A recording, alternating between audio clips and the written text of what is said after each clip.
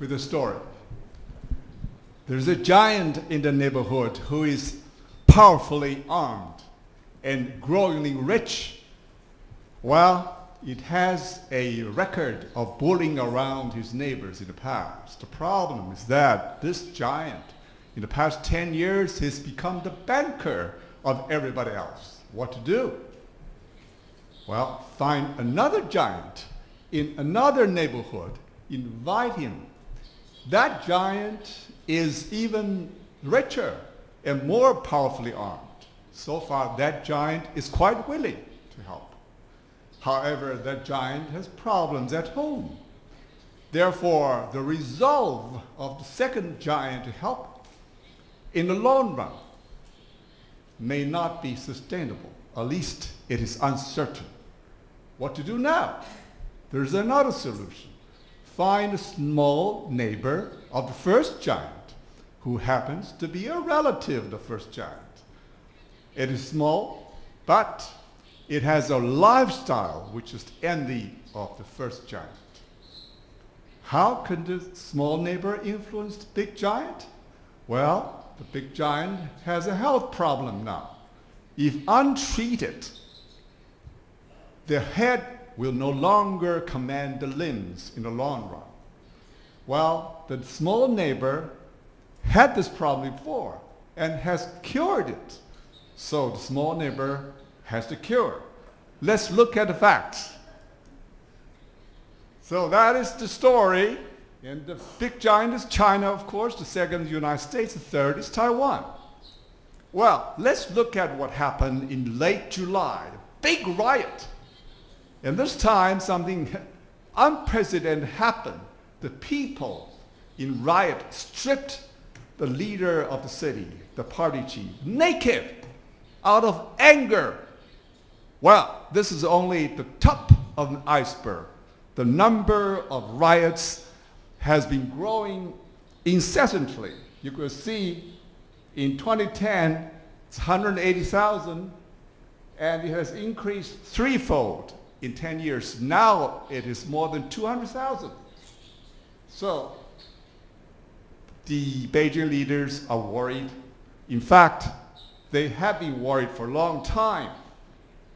Hu Jintao, the top leader of China, urged political reform on July 23rd. And the mouthpiece of the government, Ren Yibao, even called for transparency, as Admiral mentioned. They lack transparency. The lack of transparency is one of the big problems of this rising number of riots.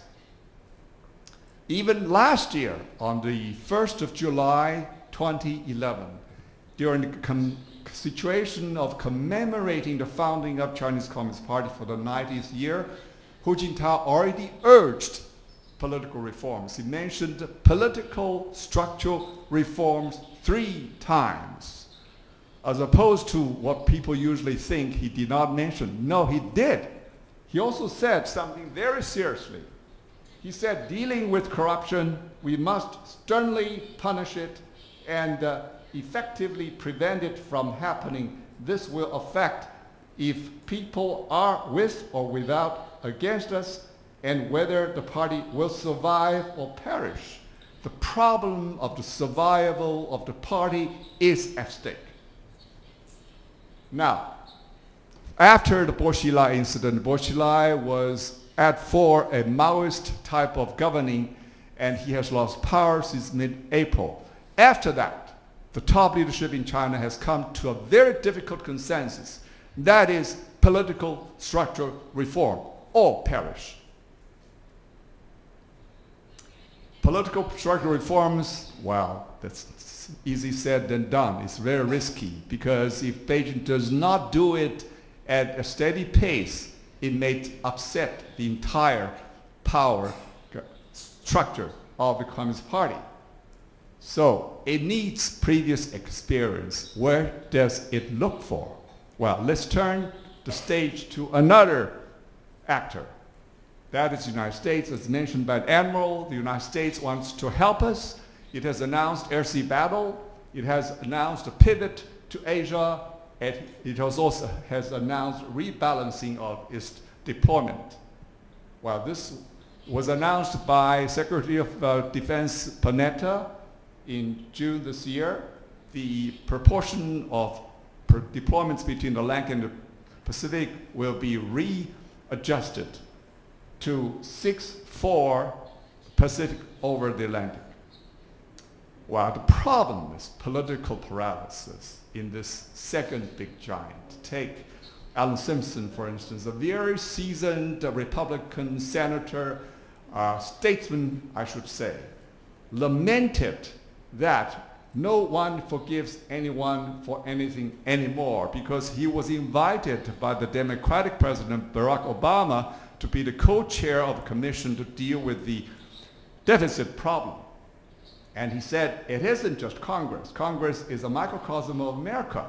So the two parties cannot work together.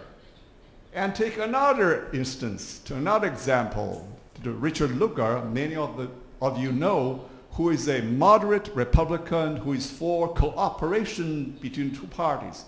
Now he has lost out to a radical candidate from Tea Party.